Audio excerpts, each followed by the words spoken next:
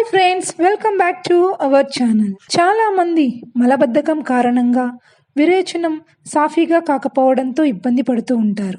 కొందరిలో మల విసర్జన సమయంలో నొప్పి కూడా ఉంటుంది. ఈ సమస్య ఏ వయసు వారిలోనైనా సాధారణంగా కనిపిస్తుంది. కాకపోతే వయసు పెరిగే కొద్దీ సమస్య అధికమవుతుంది. వారానికి 3 సార్లు కంటే తక్కువ టాయిలెట్కి వెళ్ళవలసి వస్తే మలబద్ధకం ఉన్నట్లుగా భావించవచ్చు. ఇదేం పెద్ద సమస్య కాదు. కాకపోతే అకస్మాత్తుగా కడుపు నొప్పితో మలబద్ధకం సమస్య తలెత్తితే వెంటనే డాక్టర్‌ని సంప్రదించాలి. దీనికి మీరు తీసుకోవాల్సిన కొన్ని జాగ్రత్తలున్నాయి. వైట్ రైస్, అరటిపళ్ళు, చాక్లెట్లు, స్ట్రాంగ్ కాఫీ లేదా బ్లాక్ టీలు మలబద్ధకాన్ని పెంచుతాయి కాబట్టి వీటికి దూరంగా ఉండాలి. వీటితో పాటు ఐస్ క్రీమ్లు, చిప్స్, చీజ్, మాంసం, పిజ్జాలు, ప్రాసెసింగ్ చేసిన ఆహారం, నిల్వ ఉంచిన ఆహార పదార్థాలు తినవద్దు. వీటిలో ఫైబర్ తక్కువగా ఉండడం వల్ల మలబద్ధకం సమస్య ఎక్కువగా ఉంటుంది.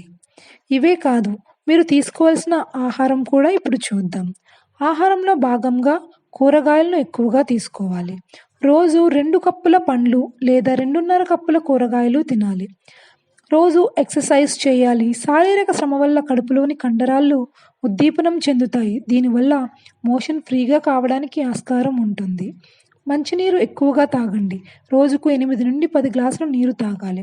ఇది పేగుల్లో లూబ్రికేంట్‌లా పనిచేస్తుంది. తిన్న ఆహారం శరీరమంతా చేరడానికి ఉపకరిస్తుంది. కడుపులోని కండరాల కదలిక మెదడు నుంచి అందే సంకేతాలపై ఆధారపడి ఉంటుంది. కాబట్టి ఎప్పుడూ ఒత్తిడి తగ్గించుకోవడం మంచిది. సమతుల ఆహారం తీసుకోవడం వల్ల మలబద్ధకం నుంచి బయటపడవచ్చు. అందుకు కాయధాన్యాలు, తృణధాన్యాలు, మొలకెత్తిన విత్తనాలు, తేనె, ముల్లంగి, బీన్స్, క్యారెట్, క్యాబేజ్, పాలకూర, తాజా పండ్లు తినండి. డ్రై ఫ్రూట్స్, పాల ఉత్పత్తులు కూడా తీసుకోవాలి. పీచు పదార్థాలు అధికంగా ఉండే ఆహారం ఎప్పుడూ తింటూ ఉండాలి. యోగర్ట్, పెరుగులో కాల్షియం అధికంగా ఉంటుంది. ఇది మలబద్ధకాన్ని దూరం చేయడానికి ఎంతో ఉపయోగపడుతుంది. ఓకే ఫ్రెండ్స్, ఈ చిట్కాలు మీరు మొదటి నుండి పాటిస్తే మీకు ఈ మలబద్ధకం సమస్య ఎప్పటికీ రాదు. ఈ వీడియో మీకు యూస్ఫుల్గా ఉందనుకుంటే తప్పక లైక్ చేయండి.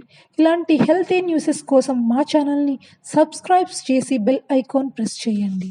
మేము అందించే హెల్తీ న్యూసెస్ మీకు ఎప్పుడు నోటిఫికేషన్ ద్వారా మీ మొబైల్కి వస్తుంటాయి. Thank you.